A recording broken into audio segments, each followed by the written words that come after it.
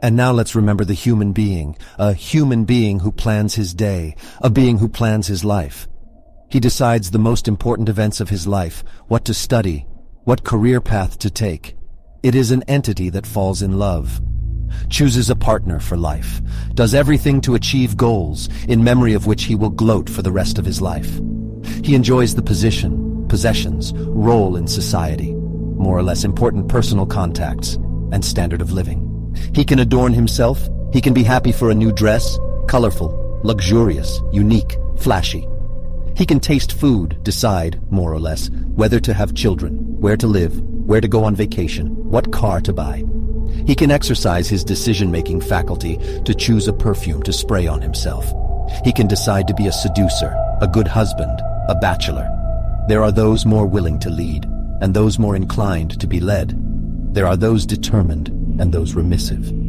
There are very powerful men on the world stage, and others who simply do not know anyone, and whatever happens to them will not change anyone's life.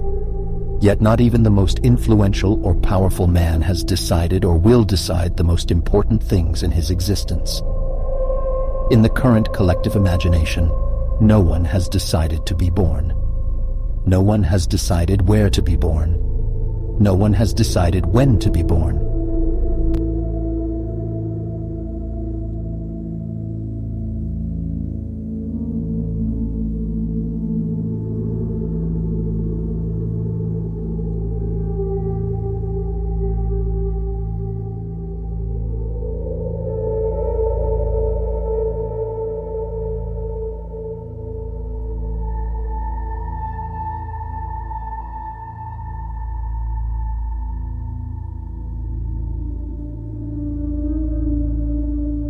No one knows, and will decide when they will die, unless they commit suicide. None of them knows if tomorrow someone dear will leave them.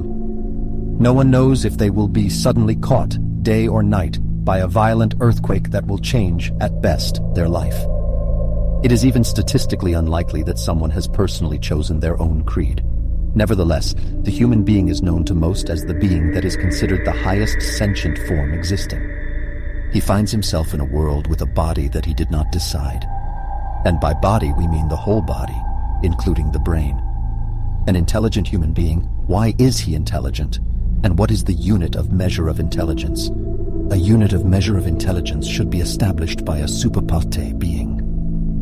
Of all those who have existed on this planet, how many have really contributed to development? If one could make a proportion, a contemporary or pseudo-absolute proportion, counting all the beings who have lived on Earth, and putting them in proportion to the number of those who have really brought about a turning point in human history, technologically, scientifically, artistically, what would be the result of this proportion? 99% of humans use technology, they do not develop it. The vast majority of humans do not improve the world, they make it worse.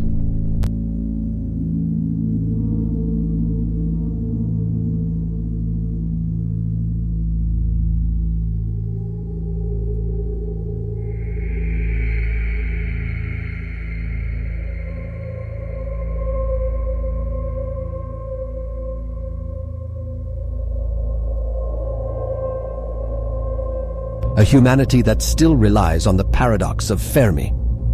A humanity that still buys purifiers for water that comes from the aqueduct. A humanity that still gets cheated because it does not read the notes in contracts. A humanity that still needs to be pressed to practice separate waste collection. A humanity whose rate of functional illiteracy is increasing. A humanity that needs to be insisted upon so that it remembers that it is not convenient to die while driving. What would be a possible judgment of this humanity if it were looked at by a form of external intelligence? A humanity that has built a society in which a very high percentage of people die of hunger, and in which a very small fraction of people are very rich. A humanity that annihilates itself with wars. That still supports and sustains the mafia.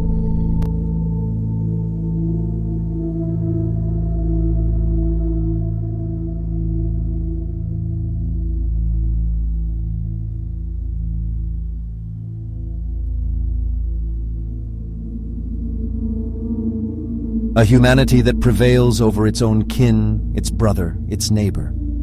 A humanity that can't wait to cheat the other, not realizing that it damages everyone. A humanity in which nothing is more important. There are no more definitions, values. There are no more deep and true friendships, no more romantic relationships, no more loyalty. Sincerity is optional. What is man living for today? Where is the dignity that humanity once had? Where is humanity without smartphones? Where are the people who on 2 blue and long afternoons thought and slowly got to know themselves to build their own? And that slice of humanity that can concentrate, that can listen to a sentence to the end without getting distracted. That slice of humanity that still believes in the former human ability and need to memorize things. That slice of humanity that believes in what it does, that can dream, that can imagine what could happen while waiting. That slice that still lives slowly and does not burn decades of life in a few seconds. That slice that still preserves some emotion for later, that still says there is no hurry. And where is desire? What is humanity desiring today? It has given up the desire for a secure family for children. It has given up its own security. It has given up its own tranquility. It has given up true love. It always desires more, to ruin what it has desired. It always regrets choices that it has shown to make with so much love, but that it has actually made for the wrong reasons. That does things for others, for a sort of appearance race, that believes it is selfish. But in the end, it cannot even be selfish, because it makes hasty choices that backfire on it.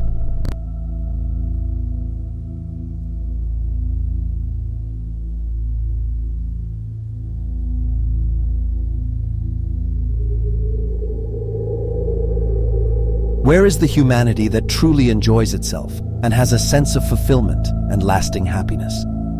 Where is the person who is truly proud of what they have done and has no inner conflicts? Where is the person who truly gets along with themselves? Where is the clear-minded person? The person who avoids saying things they don't truly know?